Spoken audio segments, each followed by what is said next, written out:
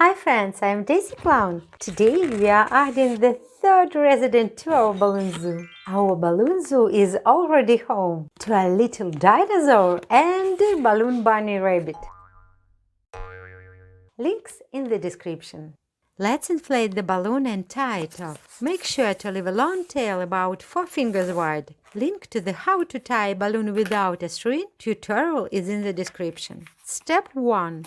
How to tie the snake's eyes and head. Make 2 6-finger bubbles. Bring them together and twist. Pull the tail through to the opposite side. Now twist a small bubble and make a loop twist.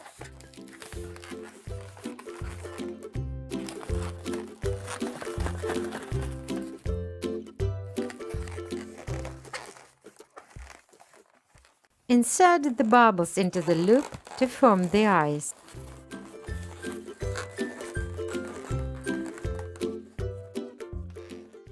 To support the head, let's make 1 pinch twist.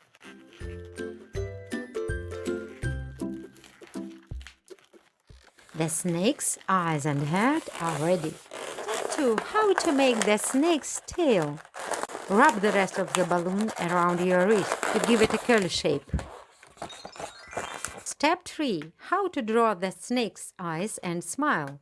Use a permanent marker to draw the eyes and a happy smile. Our wonderful snake is finished. The next resident for our zoo is an animal that doesn't let anyone enter its house. If you can guess what it is, I'll give you a shout out in the next video.